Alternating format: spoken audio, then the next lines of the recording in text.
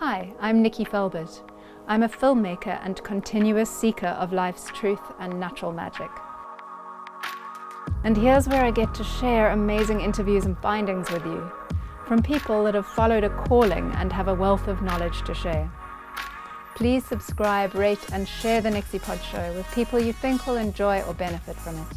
Cool. Okay, so we're here. I'm so excited to film you and to hear more about your experience with the Huni Kuin.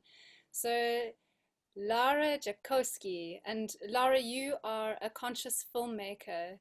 Tell me a bit more about your process with filming. So generally, well, first let me introduce me. I am from Brazil, from South Brazil. It's nearby São Paulo. When we say nearby, it's like 5 hours by car. People say that's not nearby. We have independent producer. It's Bem TV, Kiskadi Bird. And me and my partner, Patrick Belém, we work for the past 8 years together. And the way we do work, the way we like to do work is to go and live with people before even filming them. So we go experience their reality before talking about it. Otherwise, it's too superficial. So we like to... Is that where you are now? Because I can hear lots of birds in the background and the video has got all these beautiful tropical trees. Yes, I am in South Brazil now in the mountains. Also because after going to the Amazon, I felt like it's time to go and live in nature. It's a calling the world is asking us to do, to become more attached, not attached, but I mean more nearby the ancient knowledge, the natural way of living. Right, and it is an appeal for many people, but to actually go and do it is another step. But how have you found that? You've kind of gone in and out of Brazil or South Brazil a few times before making a decision to stay there for longer. And Yeah, also tell definitely. me a bit about how long it takes. What is the journey to actually get to one of the villages where the Huni Kuin live? Perfect. So I've been traveling for the past 12 years. I've been to Africa, to Asia, to North America, all South America, and also the UK. I've been lots of in Europe. So I have been looking and searching for this, I don't know, home maybe. And at the same time learning from so much knowledge. I've been to indigenous people in Thailand, in India, in South America. And always I think I was building up till I got to the Amazon. And I believe like in the Amazon, I got an opportunity to look very deep inside and choose by myself finally what I wanted to do as a filmmaker, so to support them, and also as a individual to make a living in nature. So So it was a it took real calling. It was a real it was calling to actually live there and make a film about the people you were living with. yes, definitely. So after this big like round all over, we came back Brazil because Brazil was happening. There was a coup happening in Brazil, and we said, okay, you know what? Let's go back and we have been all over helping social causes. Let's go back and help ourselves. So when we came back, we realized the indigenous situation was very critical. Actually, has been since Brazil exists, uh, but it was getting even worse. But at the same time, good, because when something bad happens, something good happens, because it's a equilibrium. So the Huni Kuin was getting aware, they were getting aware to stand up by themselves, because if they don't do it, who will do it? So when we got there for the Like you, first time, sorry. people like you. Yes. I also, And sorry to interrupt. I also wanted to know, were you aware of everything that was going on with the indigenous cultures whilst you were growing up in Brazil? Was that an awareness when you were younger or only as you got a little bit older? no, like you only get aware if you go to search for it, because it's like they are totally setting aside. Like we have, Brazil is so immense. It's such a huge country, And I don't even remember how many native people we have here. Like there are lots and lots and lots and lots. So it's incredible. They are a big part of us, and we are not even talking about them. So I grow up without hearing about them at all. What we hear always is that indigenous people are lazy and they don't worth it to spend time with them because they're dumb, something like that. So when I got first time to the Amazon, my family asked, but what are you going to do there? We know this about indigenous people. What you're looking for there? And when I came back, I said, man, they have amazing natural technology. We don't even imagine how much they hold. So when I started to get to know a little bit more about them, it was when I started to drink ayahuasca. And I drank first time in Bolivia with a shaman there. And that maybe inside it started to boil something that I didn't know I was going that direction, but some paths started to open. So I came back to my feminine power. I came back to my roots. I recognize myself as a Latin America person because I have lots of European blood in myself, like European, Austrian, European, Austrian, Polish, Spanish, Italian. That's my composition. I have no Brazilian blood, but I was born here and I never recognized myself as a Latin American woman because of my family, the way I was raised. So when I realized that I belong here, I wanted to get to know my country. So I started to search for it, and also my partner in the time also started to search for it, and we end up with the Huni Kuin because there was a ceremony here with the Huni Kuin. We went there and we felt something opening inside of us. I want to So understand a little bit because I live in Africa and I also have European roots and European ancestry, and it all definitely plays a part in who I am. And I also can relate to your feeling of being rooted within Brazil. The same mhm, for me in Africa. But I also want to understand a little bit more from your perspective mhm, how that happens, or what makes you feel like you can be Brazilian when yes, you were born there, but and there's something maybe even in the astrology of being born in one place, um, but all your ancestry is not Brazilian. yeah, How does you that know, play out for you? I think when I drank ayahuasca for the first times, because first time is always something, is a new thing, right? It's like driving a car for the first time.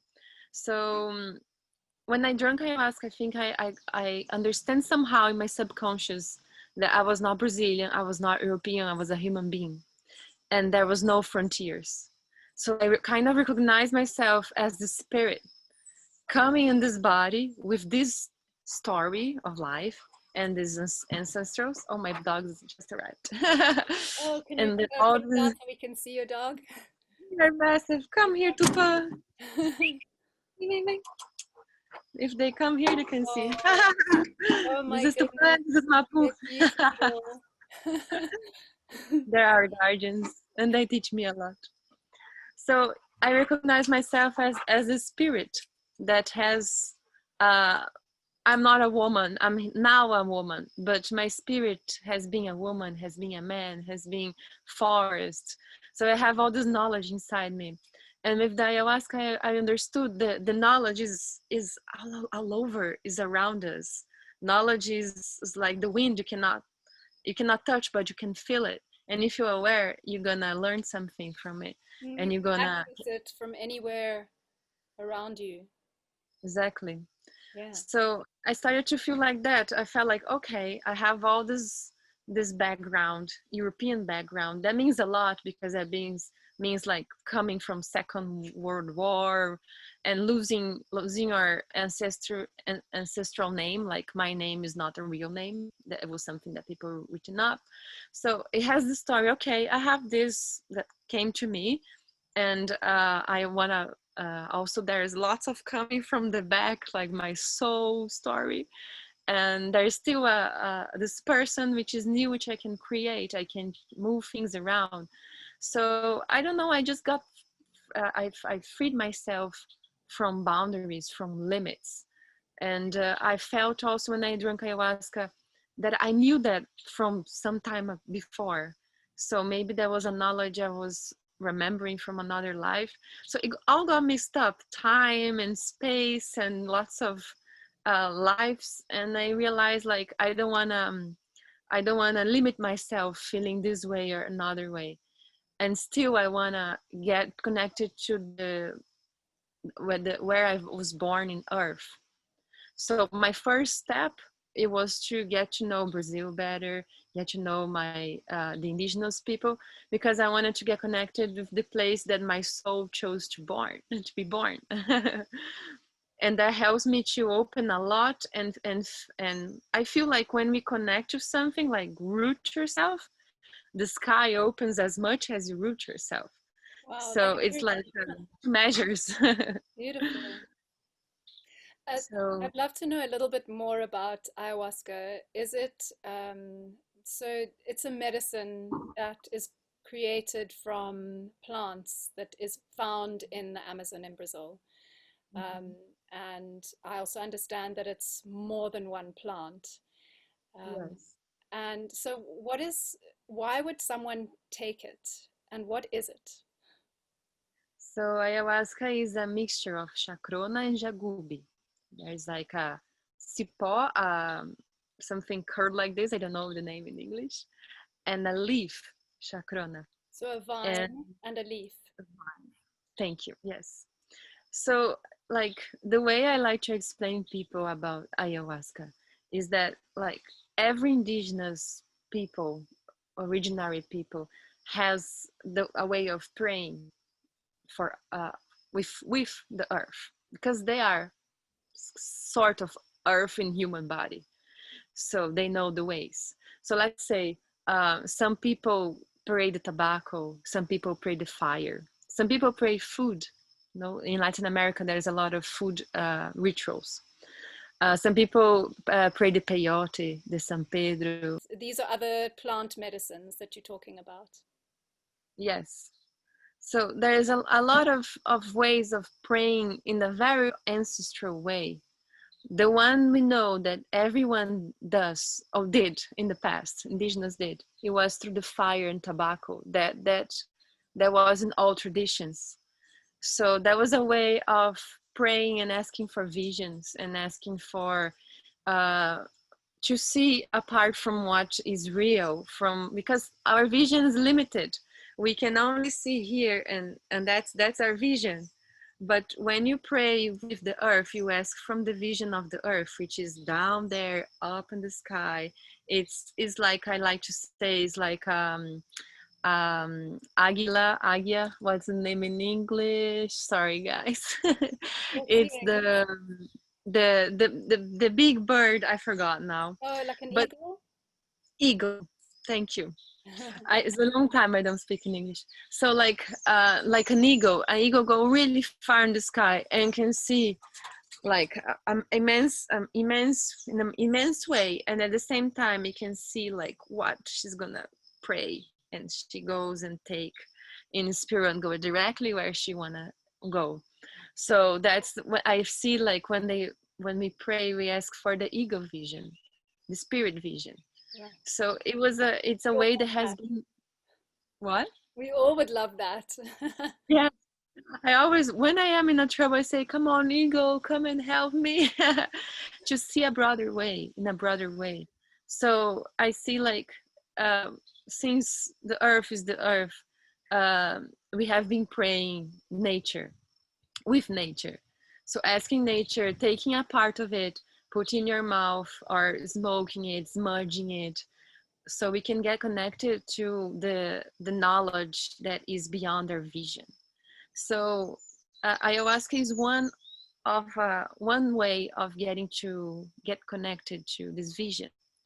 And the peculiarity of ayahuasca is that when people choose to go for it, is to see beyond, to see truths, to get to know better yourself. Because when you are with this medicine, this sacred medicine, um, you stop controlling things with your mind. I like to say that we use this part of the body to process everything.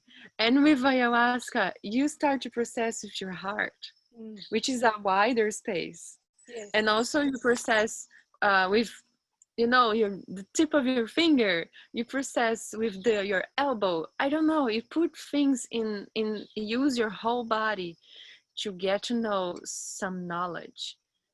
So it's an interesting process, especially for rational people. Or maybe the mind invites the whole body to be present and get to know some knowledge with more, in a profound way, in a more deep way.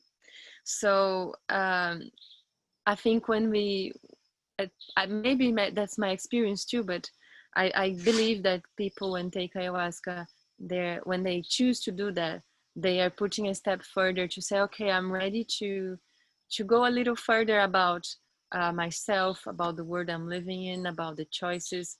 I want to see a little further.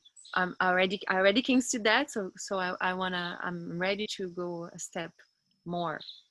And But it's in not. your, sorry, in your experience, is this the goal of the Huni Kuin, to help people around the world to be able to do this, to be able to see further than just themselves? Is that why they're wanting to share it with everyone now?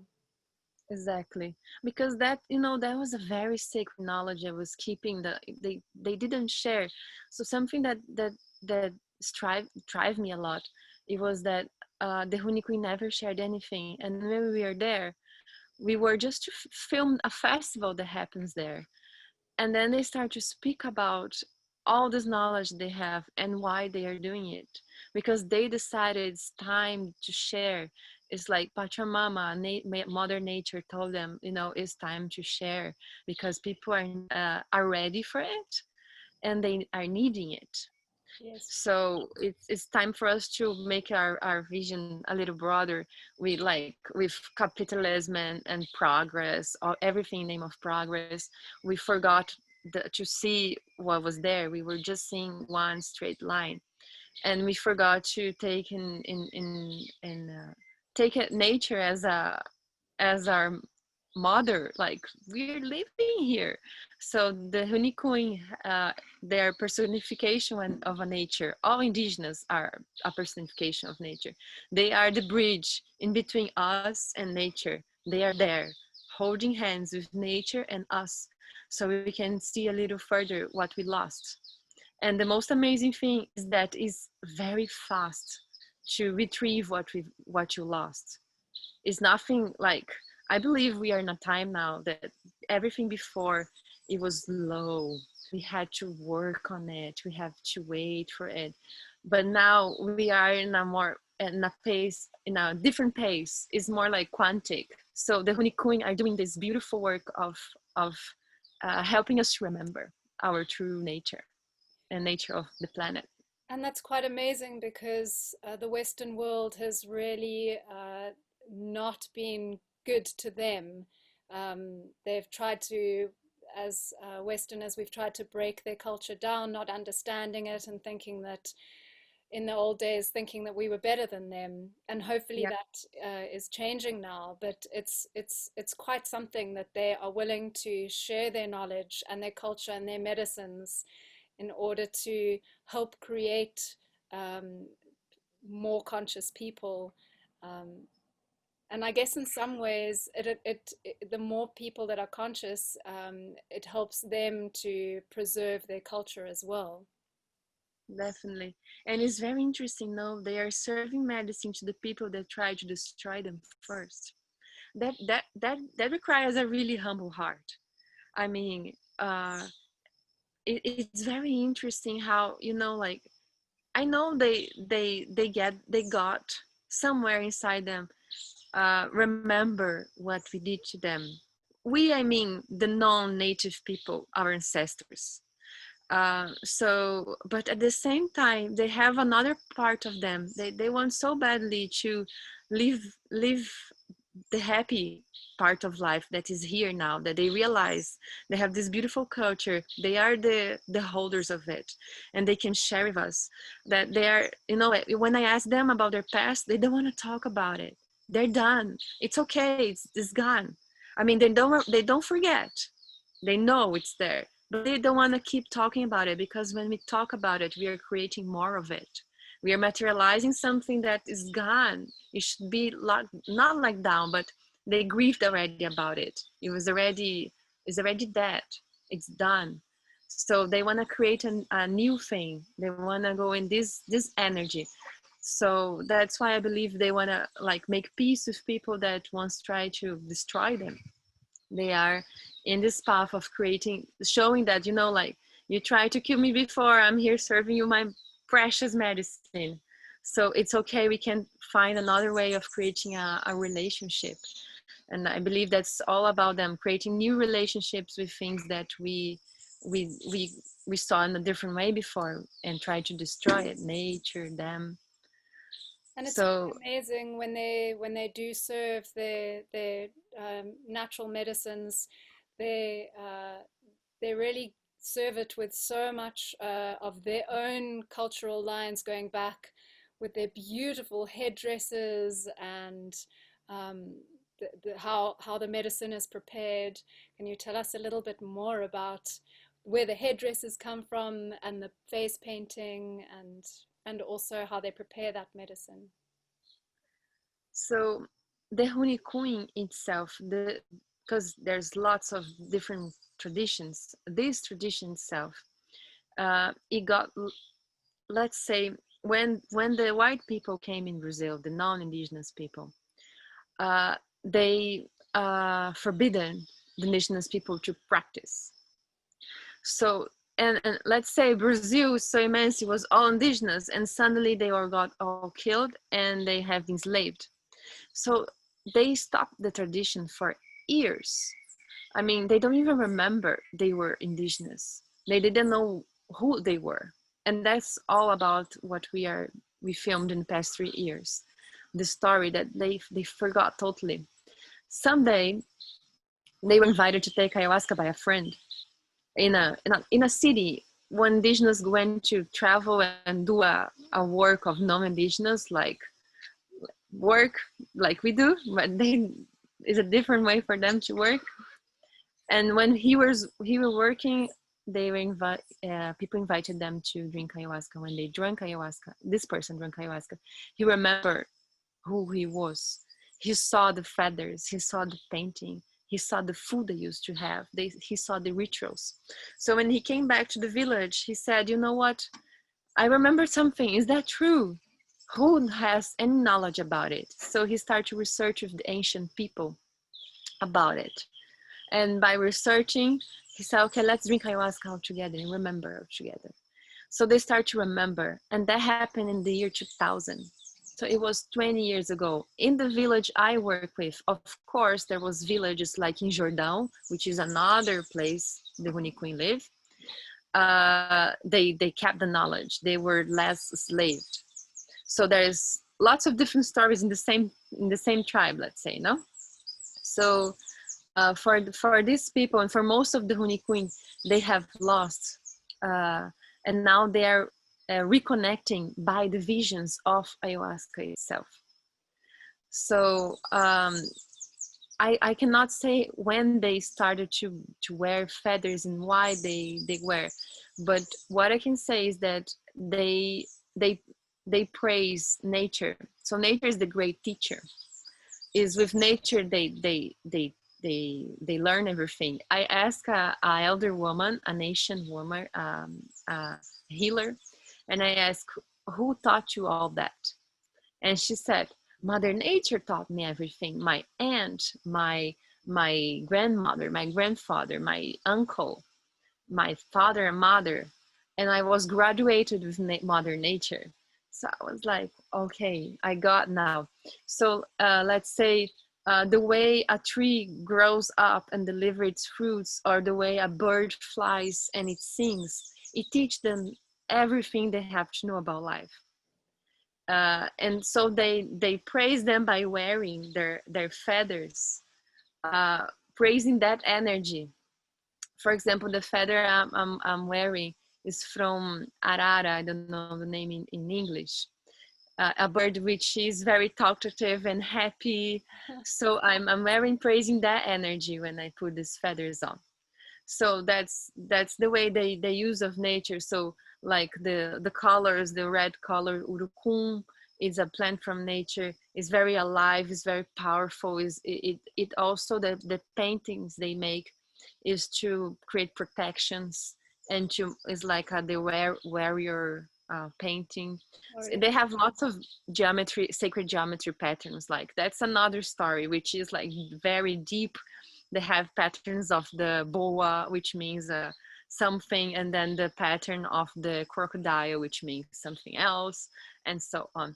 So the teachers, the nature, they praise nature. So they live praising in their body, in their rituals, in their clothes, and they even like the adjectives, like let's say you're beautiful. They don't say you're beautiful. You say you it looks like this bird. You sing like this bird, because they are the teachers. They are the ones that they praise for. and they're really So growing their communities back in nature and living in nature again, which yeah, is they open up. beautiful. And They open people up a from the village West for can that. come and experience this, Yes. and So will when they experience it decide through to your film as well. I'm sure. yes. So 20 years ago, when they realized they have to come back to their ritual, there's also a little bit about the film, their culture. I mean, they realize, okay, I have to go back to the culture. Where are we at now? Okay, we are living among non-indigenous people, and we're drinking. We are going to the church. That doesn't make any sense. We eating rice and beans, which is a traditional food in Brazil, but not their traditional food. So they went to the woods, find a samauma, which is a massive tree, and said, okay, we're gonna make a village here. And in this village, we only live by our own culture. So whoever wants to keep going to the church, keep drinking, keep using drugs, keep living as a non-indigenous, you're not allowed here. So they have to be very strict to be in their culture again, Mm. to live, to remember. So they have to restrict themselves before to remember who they were. And now, what they're doing after restricting and living for maybe 15 years without opening to us, they started to opening again to us, to make a bridge with our knowledge. So they have solar panels now in their village. They have some water, tube water with tap on it, which is like wow. That's like really wow. There's the villages. They only have the river. Yes. So they're starting to say, okay, we want to live in nature. We want all this knowledge. We're not getting away from it, but there is a way of living in a more comfort way that we can be more productive, maybe, and use And our time better. yes, and still be living in nature and with nature rather than destroying it. Exactly. So it and still like making a sort of a base which they can invite us to come, and we can still feel a little comfortable. We're gonna be live in a very simple way, but they want to give us a little bit of comfort that they know is important for us. So we balance it. So they're very smart. They realize they can get some really good stuff from our world, and they can give us some stuff from their world that we don't have. Yeah. So like that, for example, their main food is manioc. Is they only eat manioc and banana, and they started to growing fruits because they know we like fruits.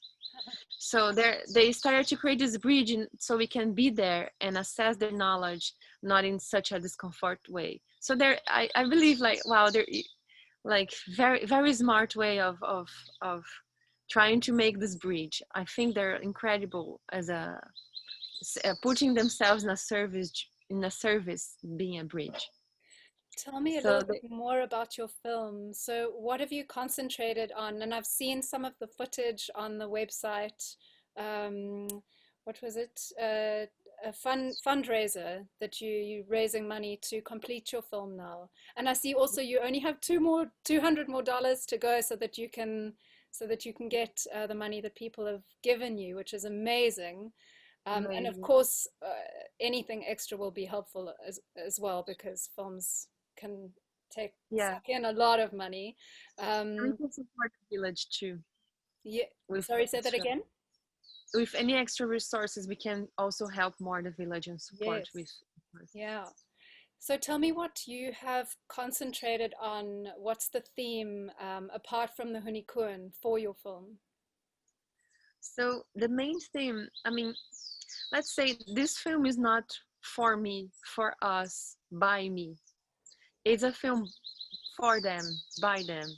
So they guided us through the whole 3 years we have been together, and they want to share their story because they realize so much they lost when they didn't write up as we do.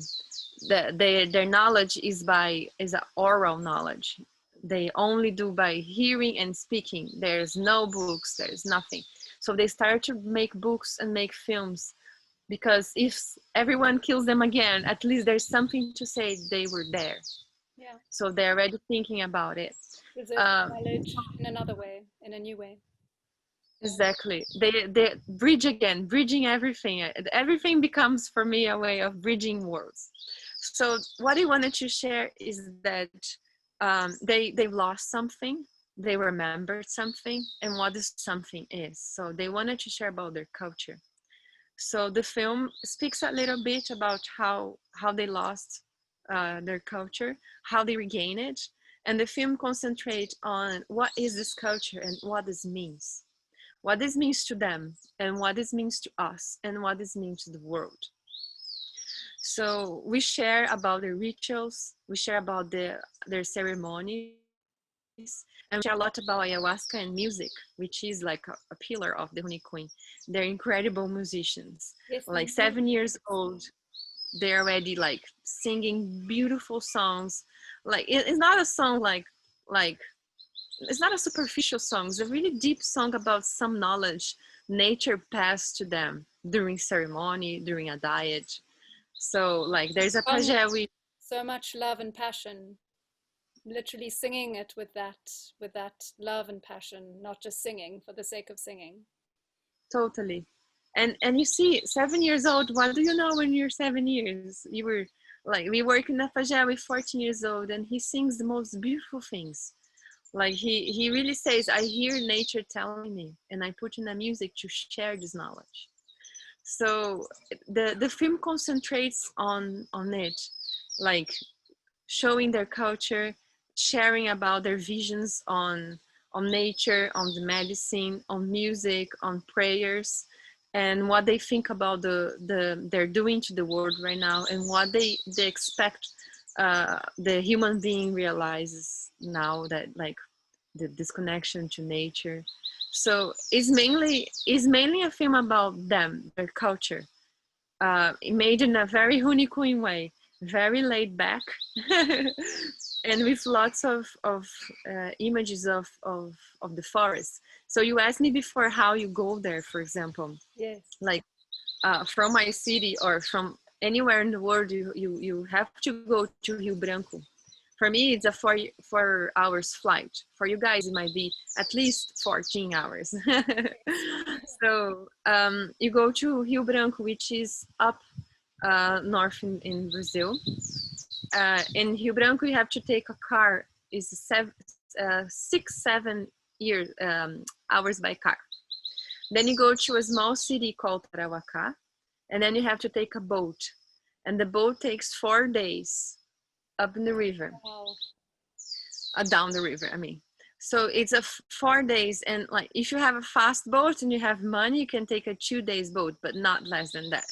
Yeah. So I say that's the best part of the journey, to be honest, because you have 4 days to try to equalize your energy in the energy they are there. So when you got there, when you get there, you can already be connected a little bit more.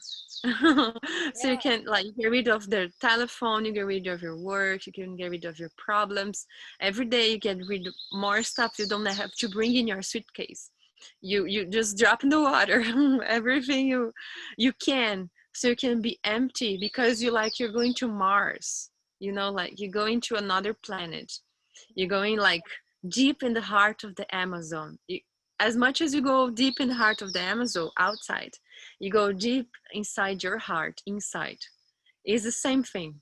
As much as you go far from society, from rules, from the system, you go inside yourself.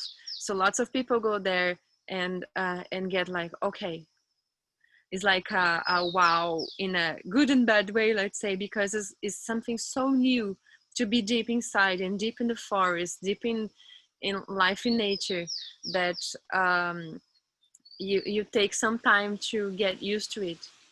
And then when you get used to it, the Huni Kuin are already there to embrace you and to teach you. But they don't teach us as we teach people, because we teach, okay, come here, sit to me. You do this in this way, da da da da da. You, thank you. I just got juice from my partner. Yeah.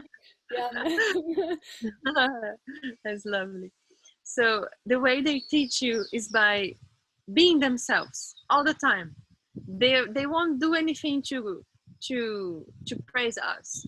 They will be themselves. And if we are aware of looking and being present to observe them, to be present, you start to learn about their culture. And as much as you are present, as much they know you're present, they will teach you more by being. So it's very interesting. It took me a while to get this, you know, because we are like, okay, I'm here. What's the schedule? What time you have any activity? What time is the ritual? What time is the prayers? You like, when I've been there, I said, okay, let's make a film. I need this interview. I need people doing this. I started to do meetings like that. And all the time I do that, I see people are getting away from me. It's like, I don't get her. So I was like, So in the third year I was there, I got it. I was like, okay, I should flow. I should be ready anytime. When they're ready, they will come to me, and that's the time. So I used to have all my batteries charged, all my camera, my gear set up. I was like, everything ready. I was relaxing my hammock, but I was ready. So sometimes they come to me, go. They just say go. I say, okay, go. So you just have to put your clothes on, you take your gear, and that was the time. They were ready. They were feeling it. They were receiving from nature that was it. Not the time I say, okay, 3:00 meeting. So all the time you bring something from the system, because they don't get this way of living. They are they are in a flow. So it takes time for us to accept that anything that comes is good. You know, like, I think acceptance is a quality nature has, that the indigenous has, that we don't know anything about it. We always like to control. Yeah, I mean, what an amazing lesson to learn for any part of life, any other films that you're making.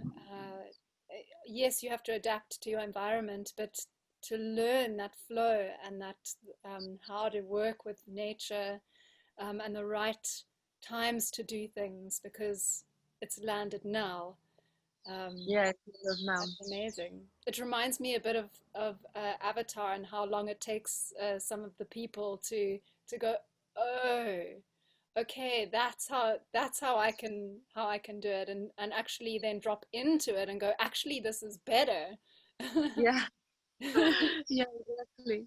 You know, like, is we got away from the natural cycle. I mean, the moon is there to tell us there's like 4 moons in a cycle. We have 4 moods to go through. No, we women know a lot about it. We have every month we are reminded of it. Yeah. So we got and the when you plant a seed, you have to wait to get. So like that's the natural cycle. We got away from it. We try to control things. Okay, I planted a seed this time. I wanna take this crop at that time, and so we got away from it. And I think the indigenous and Mother Ayahuasca try to help us to reconnect to the natural flow and lose control. So like, I think when we try to control things, we are tensioning things, and when we are tensioning things, there is only this you can go, like this, or go to this bit or that bit. And when you lose control, everything's possible again. You have like amount of possibilities you can go through, and you can see much beyond of what you are looking for and try to control. So for me, I was a very rational person. I mean, European blood, we know we are rational people. Yeah. We've been taught to be rational because of the history of Europe and wars, and we have to take food and count our food, otherwise, like, it's okay, we have been through it. But for me, it's like, okay, it's time to come back to our natural, like that was gone, that time has gone, the war time is gone. Like I speak in Brazil, we didn't even have war, and we're still in this idea of like trying to survive, Yeah. so it's a time for us to go back to our essence, the essence of being a human, the sense of being a child of Earth.